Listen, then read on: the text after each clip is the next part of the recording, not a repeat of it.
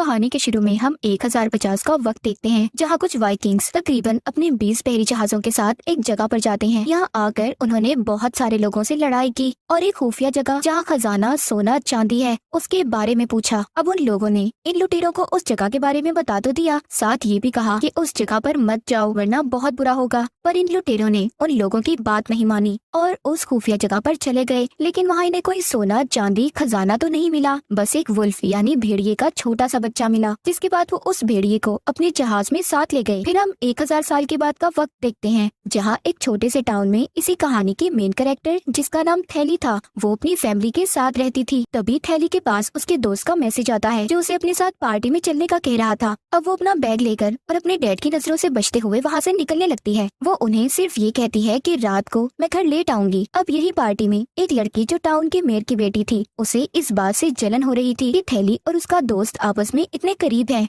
और उसके दोस्त को साइड में ले जाती है, जहाँ थैली भी उसकी बातें सुन लेती है। वो उसके दोस्त को ये कह रही थी कि तुमने हमारी पार्टी में बाहर की लड़की को क्यों बुलाया, और अगर आगे से ऐसा किया तो अच्छा नहीं होगा, कम से कम मुझे बता तो देते। ये सुनकर उसे काफी बुरा लगता है, इसलिए वो यहाँ से जाने लगती है। पर अगले ही पल उसे उस लड़की यानी मेयर की बेटी की चिल्लाने की आवाजें आ रही थी, इसीलिए वो जब चेक करने जाती है तो देखती है वो लड़की और उसका दोस्त नीचे गिरे हुए हैं। उनकी हालत काफी खराब है क्योंकि वो बहुत जख्मी थे। थैली उनके पास जाती है उनकी मदद करने। वो मेयर की बेटी को सहारा देकर उठाती है और आगे बढ़ती है। फिर अगले ही पल कोई उसके कंधे पर भी हमला कर देता है, जिससे वो नीचे गिर गई थी। और ये देख वो काफी घबरा गई थी कि मेयर की बेटी को झाड़ियों में से कोई घसीट कर ले जा रहा था। उसे कुछ समझ नहीं आती कि ये कौन है, बस डर की वजह से वो चीखती चिल्लाती रहती है। खैर अब इस हादसे वाली जगह पर पुलिस भी आ गई थी, जिनमें थैली की मॉम भी शामिल थी, क्योंकि असल में वो एक पुलिस ऑफिसर ही थी। उनका साथी पुलिस ऑफिसर उन्हें बताता है कि यहाँ उन पर जिस भी किसी ने हमला किया वो मेयर की बेटी को अपने साथ ले गया है,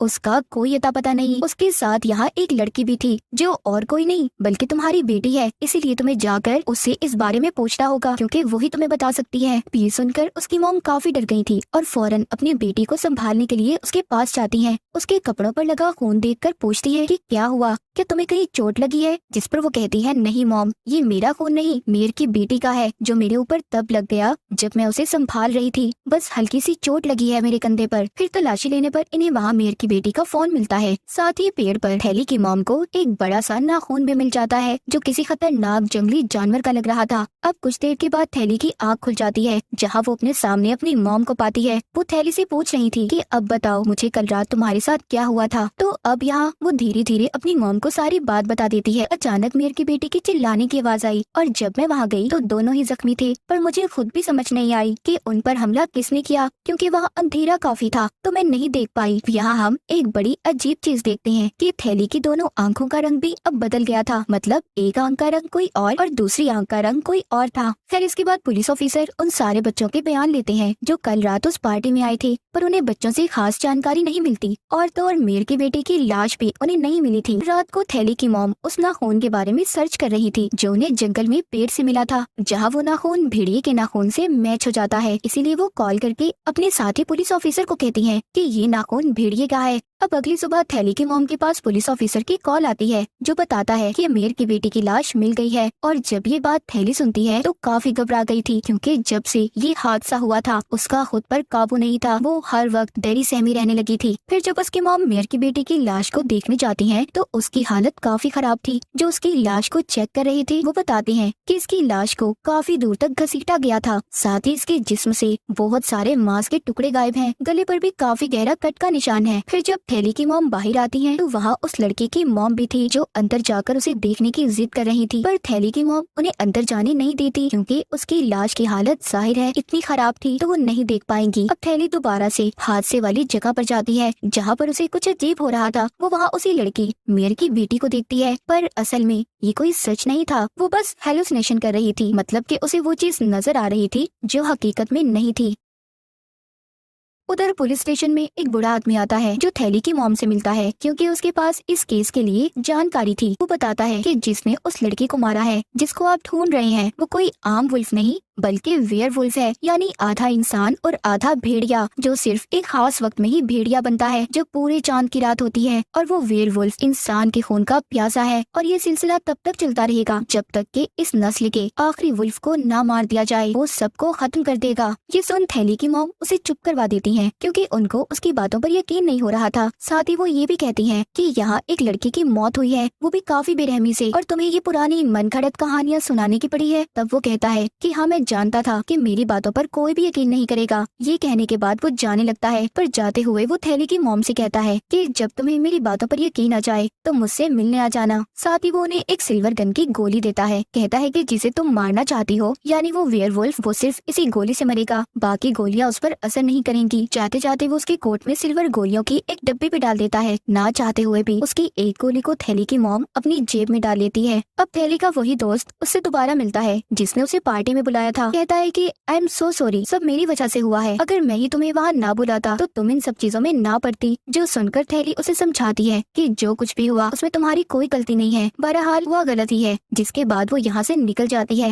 वो जब जा रही थी तो बाहर उसे मेयर की बेटी के दोस्त रोक लेते हैं। कहते हैं कि क्या जो बाहर वाले लोग बातें कर रहे हैं वो सच है, यानी तुम उसे बचा सकती थी पर जानबूझकर नहीं बचाया, तुमने उसकी मदद नहीं की, बस डरपोक कायर लोगों की तरह तुम चिल्लाती रही। ये सारी बातें सुनकर उसे बहुत बुरा लगता है। वो गुस्से में वहाँ से चली जाती है और अपने घर आकर रोते हुए शीशे में अपने कंधे पर जख्म देखती है, क्योंकि वो दिन ब दिन खराब होता जा रहा था। तब उसे परेशान देख उसकी मॉम उससे बात करने आती है, पर वो उनसे बात करना नहीं चाहती थी। फिर रात को जब थैली सोती है तो उसे अजीब तरह का सपना आता है, जैसे वो तैर रही है पर पानी में नहीं, खून में, जिस वजह से वो चौंक कर नींद से जाग जाती है। इसके बाद हम एक डॉक्टर को देखते हैं जिसे मेयर की बेटी की लाश को चेक करने के लिए बुलाया गया था। उसे ना खून का वही टुकड़ा भी दिखाया जाता है, जिससे वो अब कंफर्म करके इन्हें बता देता है कि वो टुकड़ा सच में वुल्फ का ही है। जिसके बाद थैली की मॉम अपने साथियों और कुछ शिकारियों के साथ जंगल में जाती है ताकि उस वुल्फ को पकड़ा जा सके। जहाँ जंगल में उन्हें एक और लाश मिलती है जिसका सर ही नहीं था, काफी बुरी हालत थी उसकी। तब वो उस लाश की तलाशी लेने लगते हैं। फिर शिकारियों को वहीं छोड़कर अपने कुछ साथियों के साथ आगे बढ़ जाती हैं। थोड़ी दूर चलने पर उन्हें वहाँ एक केव गार्ड दिखाई देता है। तब हिम्मत करके थैली की मॉम उसके अंदर जाती हैं। अंदर आने पर उन्हें वहाँ एक खाई दिखती है जहाँ काफी अंधेरा था। उसके अंदर जाने की एक सीढ़ी लगी हुई थी। तब वो जैसे ही सीढ़ी के जरिए नीचे उतरने लगती हैं तो तभी अचानक उसका पैर फिसल जाता है और वो सीधा नीचे गिरती हैं।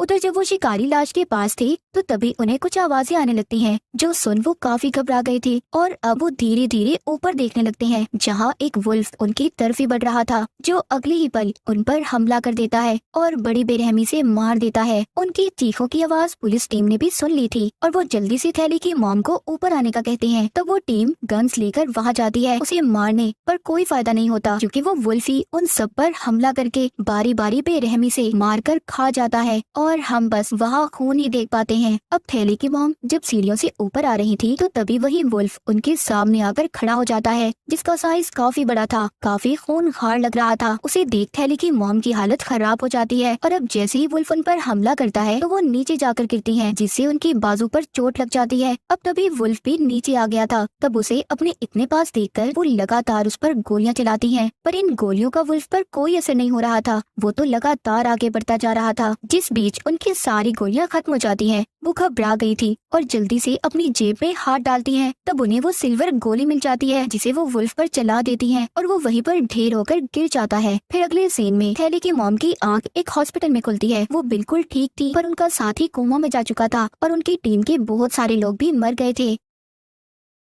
उधर कॉलेज में थैली के साथ अजीबोगरीब हो रहा था, जैसे कि उसे हल्की से हल्की बारीक आवाज भी सुनाई दे रही थी, जिससे वो काफी तंग आ गई थी। इसलिए वो वॉशरूम में चली जाती है जहां उसे मेयर की बेटी दिखती है जो रो रही थी। ये देख थैली अब और परेशान हो गई थी क्योंकि उसकी हेलुसिनेशंस बढ़ती ही जा रही थी। रात को भी जब वो सो रही थी तो अचानक नींद में चलने लगती है, जिस बीच उसकी छोटी बहन की आंख भी खुल जाती है और वो थैली को एक पेड़ के पास खड़ा हुआ देखती है। फिर उसका हाथ पकड़कर वापस उसको कमरे में ले आती है। तब तक थैली को भी होश आ गई थी तो उसकी बहन कहती है कि मैं हमेशा तुम्हारा ख्याल रखूंगी। तब वो उसे कहती है कि मेरी तबीयत ठीक नहीं, बहुत नींद आ रही है, ऐसा लग रहा है कि जैसे मैं महीनों से नहीं सोई। इतना कहकर वो वहीं पर सो जाती है। उधर डॉक्टर वुल्फ की लाश को चेक कर रहा था, जिससे उसे बहुत सारी जानकारी मिलती है और वो थैली की मॉम को बताता है कि जितनी भी गोलियां आपने उस वुल्फ को मारी हैं, उनसे उसका कुछ भी नहीं हुआ। एक सिर्फ गोली ऐसी है जिससे उसकी मौत हुई और वो गोली थी सिल्वर की गोली। अब ये गोली वही थी जो बूढ़े आदमी ने थैली की मॉम को दी थी। ये गोली इतनी मजबूत थी कि वुल्फ के जिस्म में काफी बड़ा छेद बना दिया था। ये सारी बातें सुनकर वो काफी हैरान रह जाती हैं और फौरन उस डॉक्टर के साथ उस बूढ़े आदमी से मिलने जाती हैं और उसे सब कुछ बताने का कहती हैं। तब वो बताता है कि जिस वुल्फ को तुमने मारा है मैं उसे पिछले काफी अरसे से ढूंढ रहा हूँ। ये एक काफी पुराने वक्त का वुल्फ है। असल में इंसानों ने जानवरों की शक्तियों को पाने के लिए इंसानों पर एक्सपेरिमेंट तजुर्बे किए थे, जिनका नतीजा ये निकला। मतलब वो सारे इंसान वेयरवुल्फ बन गए और ये सिलसिला तब तक चलता रहेगा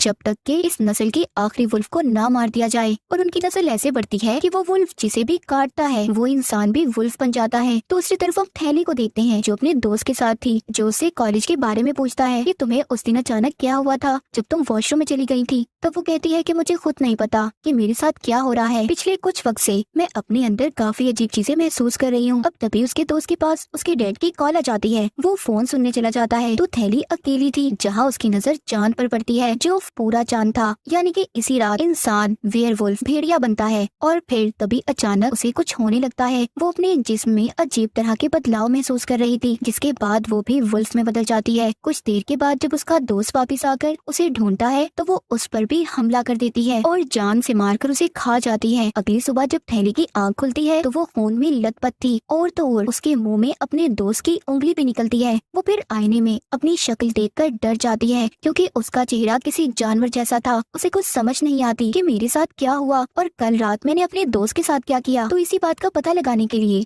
अब वो अपना मुंह ढककर हादसे वाली जगह पर जाती है। वो देखती है कि उसका दोस्त अब मर चुका था। ये देखकर उसे दुख तो होता है, पर अब वो ये फैसला करती है कि मुझे इन सब लोगों से दूर चले जाना चाहिए। इस हालत में वो अपनी फैमिली के साथ भी नहीं रह सकती। तो इसीलिए जैसे ही रात होती है वो एक बस में चढ़ जाती है। बस में बहुत सारे लोग थे, लेकिन मुसीबत देखते ही देखते अब वो पूरी तरह वुल्फ में बदल जाती है। उसकी डरावनी आवाजें सुनकर हर कोई उसे देखने आता है। तब वो बहुत सारे लोगों पर हमला करके बड़ी ही बेरहमी से उन्हें मार देती है, जिससे गाड़ी का भी एक्सीडेंट हो जाता है। फिर इस बारे में जैसे ही उसकी मॉम को खबर मिलती है तो वो डॉक्टर के साथ फौरन उस बस में चली जाती हैं छानबीन करने के लिए, जिस दौरान उन्हें वहाँ थैली का लॉकेट मिल जाता है, जिससे वो समझ गई थी कि ये नया वुल्फ कोई और नहीं बल्कि उनकी अपनी बेटी थैली है। वो इस बारे में डॉक्टर को भी बता देती है और कहती है कि हमें जल्द ही उसे ढूंढना होगा।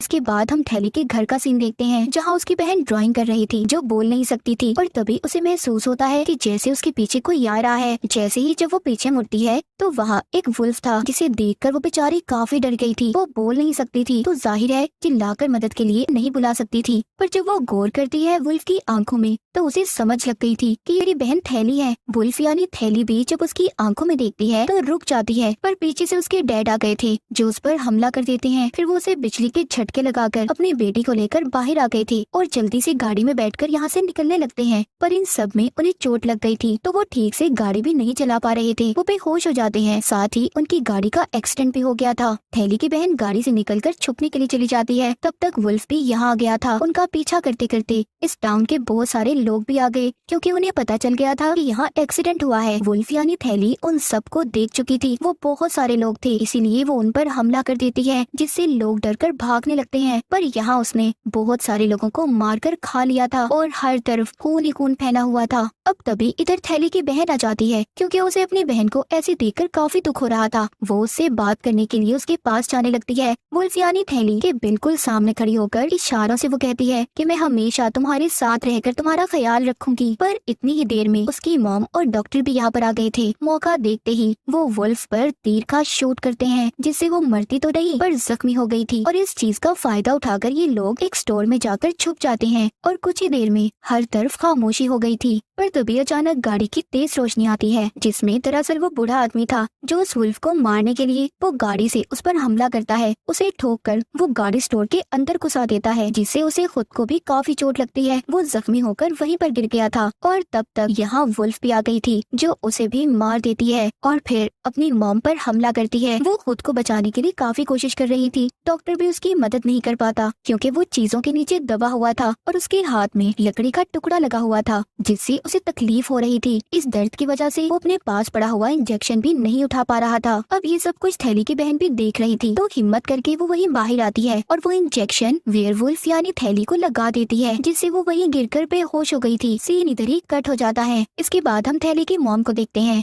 जहाँ वो अपनी बेटी जो वुल्फ बनी हुई थी बेहोश थी उसके सामने रो रही थी कि मैंने तुम्हारा ख्याल नहीं रखा। वो उससे से माफी मांगती हैं। फिर वो खुद को संभालती हैं और सोचने लगती हैं कि मैं इसे ऐसे भी नहीं छोड़ सकती, ये लोगों के लिए बहुत बड़ा खतरा है और ना ही इसे अपने हाथों से मार सकती हूँ। वो फिर सिल्वर गोली को उठा गन में डालकर उसके पास करती हैं, पर यहाँ हम ये नहीं देख पाती कि उसने अपनी बेटी को मारा था या नहीं। जिसके बाद अगले सीन में वो एक सिल्वर गोली को थैली की तस्वीर के सामने रखती हैं, जिसका मतलब था कि उन्होंने थैली को गोली नहीं मारी थी। ये कहानी इधर ही खत्म हो जाती है।